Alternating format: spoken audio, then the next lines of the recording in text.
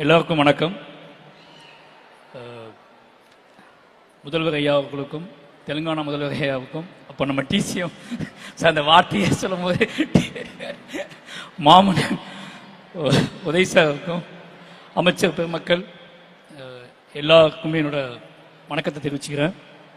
ரொம்ப என்ன சொல்றதுன்னா, கல்வியில் சிறந்த தமிழ்நாடு இந்த தலைப்புன்னு கேட்டும் போதே அவ்வளோ பெருமையாக இருந்துச்சு. முக்கியமான ஒரு விஷயம் சொல்ல தான் நான் வந்தேன். வாழை ரிலீஸ் ஆன அப்போ திடீர்னு ஒரு ஃபோன் கால் வந்துச்சு எனக்கு. சிஎம் படம் அமெரிக்காவில் பார்த்துட்டு இருக்காரு, உங்களுக்கு கால் பண்ணுவாருன்னு சொன்னாங்க. அப்போ எனக்கு கால் பண்ணி அதுக்காக வெயிட் பண்ணேன். ஏன்னா என்னோட எல்லா படங்களுக்குமே அவர் கால் பண்ணி பேசியிருக்காரு என்கிட்ட. வாழைக்கு நான் ஸ்பெஷலாக வெயிட் பண்ணேன். ஏன்னா அவர் தமிழ்நாட்டோட முதல்வர் ஒரு வாழை மாதிரி ஒரு படத்தை பார்த்துட்டு என்ன சொல்லுவார் அப்படிங்காக வெயிட் பண்ணேன். அது மாதிரி கால் வந்துச்சு, அவர் பேசினார் என்கிட்ட. அன்றைக்கு அந்த படம் எடுப்பதற்கான நோக்கம் அல்லது அந்த படம் அந்த கதை நிகழ்ந்த காலகட்டத்தில் இருக்கும்போது எனக்கு ஒரு மனநிலை இருந்துச்சுல்ல, அதோட உச்சமாக அந்த சிஎம் அந்த பையன்கிட்ட, அந்த சின்ன பையன்கிட்ட சிவனஞ்சாங்கிட்ட பேசினா எப்படி இருக்கும் அந்த ஃபீல் இருந்துச்சு. அதை உணர முடிஞ்சு. ஏன்னா கிட்டத்தட்ட கண்ணீர் சொட்டின மாதிரி ஒரு ஃபீல் தான். ஏன்னா அதில் அந்த படத்தில் ஒரு சீன் இருக்கும். முக்கியமாக தமிழ்நாடு கவர்மெண்ட் கிட்ட நான் என்னைக்காவது ஒரு நாள் அது எங்கேயாவது பதிவு பண்ணு நினச்சிட்டே இருந்தேன். அது என்ன அப்படின்னா, அந்த காலை உணவு திட்டம் அப்படிங்கிறது தான். நான் வாழை ஷூட் பண்ணும்போது அந்த பையன் பசியில் வாழைப்பழம் திருடுவான். நான் முதல்ல திருட்டு பழக்கத்தை கற்றுக்கிட்டது பசியில் தான் கற்றுக்கிட்டேன். நான் திருட ஆரம்பிச்சது வாழைப்பழத்தை தான் முதல்ல திருடுனேன். அது இப்போ என்னோட ஸ்கூலுக்கும் என் வீட்டுக்கும் 4 கிலோமீட்டர் இருக்கும். டெய்லி 4 கிலோமீட்டர் நடந்து போவேன், 4 கிலோமீட்டர் நடந்து வருவேன். அன்னைக்கு வீட்டில் அம்மா அப்பாக்கெல்லாம் சமைக்க அம்மா அப்பாவே இருக்க மாட்டாங்க. ஏன்னா காலையில் நான் எந்திக்கும் போதே அவன் போயிடுவோம், வேலைக்கு போயிடுவாங்க. பசியோடு தான் ஸ்கூலுக்கு போவோம், திருப்பி பசியோடு தான் வீட்டுக்கு வருவோம். இதுக்கு இடையில நாங்கள் கற்றுக்கிட்டது தான் இந்த வாழை தோட்டத்துக்குள்ள புகுந்து இந்த வாழை மரங்களில் பழங்களை பிச்சு சாப்பிட்றது தான் எங்களோட டெய்லி உணவாகவே இருக்கும். காலையிலேயே அதான் சாப்பிடுவோம். ஈவினிங் ஸ்கூல் முடிச்சு 4 கிலோமீட்டர் நடக்கணும். அந்த 4 கிலோமீட்டர் எப்படியாவது பசங்க எல்லாரும் உள்ள வாழை தோட்டத்துக்குள்ள புகுந்து யாருக்கு எவ்வளோ சாத்தியப்படுமோ அந்த வாழைப்பழங்களை சாப்பிடுவோம். பசிங்கிறது பெரிய போராட்டமாகவே இருக்கும். பசியால் படிப்பை நிப்பாட்டினவங்க நிறைய பேர், என் கூட படித்த நிறைய பேர் படிப்பை நிப்பாட்டினவங்க நிறைய பேர். பசி என்னன்னா, அன்னைக்கு ரொம்ப தூரமாக இருக்கும் பள்ளிக்கூடம், அவ்வளோ தூரத்துக்கு போயிட்டு திரும்பி வர முடியாது. அதுக்கப்புறம் அந்த காலை உணவு திட்டம் வந்ததுக்கப்புறம் நிறைய பேர் ஃபோன் பண்ணி நிறைய விஷயம், அந்த செய்தி வந்த அன்னைக்கு நான் அடைந்த அளவுக்கு மகிழ்ச்சியே கிடையாது. ஏன்னா அதை நினச்சி பார்க்கும்போது அவ்வளோ இது விஷயமா இருந்துச்சு எனக்கு.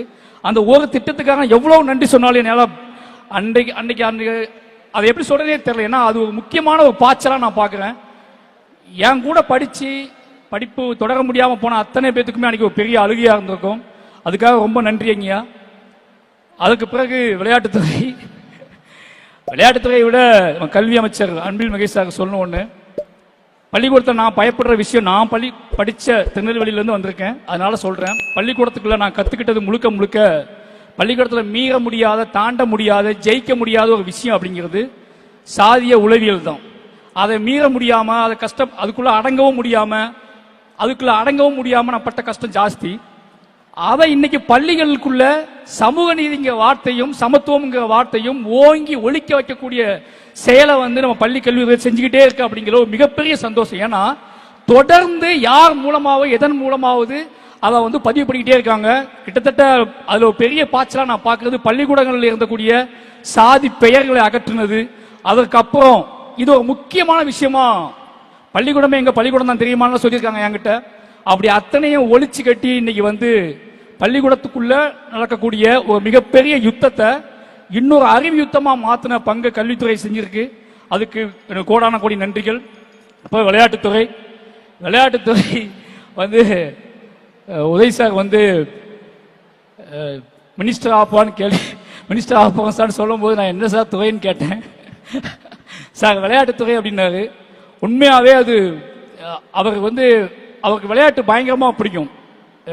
மாமன்னன் ஷூட்டிங் ஸ்பாட்லேயே கிரிக்கெட் பார்த்துட்டே இருப்பாரு, அப்படி எதையாவது பேசிக்கிட்டே இருப்பாரு. இன்னைக்கு அவர் வந்ததுக்கப்புறம் விளையாட்டு சார்ந்த விஷயங்களை ஈஸியாக எடுத்துட்டு போறது, அதை ரொம்ப எளிமையாக அதோட ரூட்டை, வழியை, பாதையை ரொம்ப எளிமையாக மாற்றினது, இது எல்லாத்துலேயுமே அவருக்கு கீழே விளையாட்டு யார் எங்கேருந்து விளையாட ஆரம்பிப்பாங்க, யார் விளையாடுறதுக்கு வழி தெரியாமல் நிற்பாங்க, யார் உச்சம் போதுக்கு வழி தெரியாமல் நிற்பாங்கன்னு தெரிஞ்சுக்கிட்டு அந்த மாதிரியான விளையாட்டு வீரர்களை ஊக்குவிச்சு அவங்கள வெளியே எடுத்துட்டு வந்து இவ்வளவு பெரிய சாதனை நிகழ்த்திருக்காங்க அப்படிங்கிறது ரொம்ப சந்தோஷம். ஒட்டுமொத்தமாவே தமிழ்நாடு ஒரு பாய்ச்சல்ல தான் இருக்கு. ஒட்டுமொத்தமாவே எல்லா துறையிலையும் அதை விட முக்கியமான விஷயம் சமூக நீதி அப்படிங்கிற விஷயத்துல அது கல்விக்குள்ளே கொண்டு வந்தது, விளையாட்டு துறையிலையும் கொண்டு வந்தது மிகப்பெரிய பாய்ச்சலா பார்க்குறேன். எல்லாத்துக்கும் ஒட்டுமொத்தமா என் சார்பாகவும் என் குடும்பத்தின் சார்பாகவும் என்னோட மாவட்டத்தின் சார்பாகவும் அத்தனைக்கும் நன்றி தெரிவிச்சுக்கிறேன். நன்றி.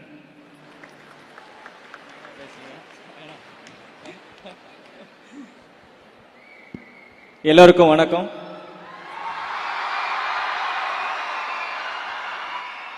ரொம்ப ரொம்ப சந்தோஷமா இருக்கு. இவ்வளவு பெரிய மேடையில் எனக்கு இந்த வாய்ப்பு கொடுத்ததுக்கு தமிழ்நாடு அரசுக்கு ரொம்ப நன்றி. நானும் உங்களை மாதிரி கவர்மெண்ட் ஸ்கூல்ல இருந்து தான் படித்தேன். ஸோ அந்த விதத்தில் ரொம்ப ரொம்ப பெருமைப்படுறேன். ஸோ தமிழக அரசு வந்து ஸ்போர்ட்ஸ் அண்ட் படிப்பு எல்லா துறையிலையும் வந்து நிறைய ஆப்பர்ச்சுனிட்டி வந்து எல்லா இளைஞர்களுக்கும் போய் சேரணும் அப்படிங்கிற ஒரு முன்னோட்டத்தில் நிறைய நல்ல விஷயங்கள் பண்ணிட்டு இருக்காங்க. ஸோ அந்த விதத்தில் நீங்கள் இப்போ இருக்கிற மாணவ மாணவிகள் வந்து நிறைய அந்த ஆப்பர்ச்சுனிட்டி யூஸ் பண்ணிக்கணும். இங்கிருந்து நிறைய பேர் பெரிய லெவலில் ஆடணும். சாதாரண கிராமத்திலிருந்து எங்கனாலும் சாதிக்க முடியும் அப்படிங்கிறதுக்கு இவங்கெல்லாம் முன் உதாரணமாக இருக்காங்க. ஸோ நீங்களும் எங்கே இருந்தாலும் எவ்வளோ தூரத்தில் எங்கே இருந்தாலும் போக முடியும் அப்படின்னு தன்னம்பிக்கையோட கவர்மெண்ட் உங்களுக்கு பக்கபலமாக இருக்காங்க, சப்போர்ட்டாக இருக்காங்க. ஸோ அதை யூஸ் பண்ணி இன்னும் பெரிய லெவலில் ஆகுங்கிறது என்னோட ஆசை. இன்னும் என்ன மாதிரி இன்னும் உங்களை மாதிரி இன்னும் நிறைய கிராமப்புறங்கள்ல இருந்து நிறைய பேர் வரணுங்கிறது என்னோட ஆசை. ஒன் செகண்ட் இந்த வாய்ப்பு கொடுத்ததுக்கு மறுபடியும் நன்றி. Thank you. Thank you, Mr. Nadraj. Thank you so much.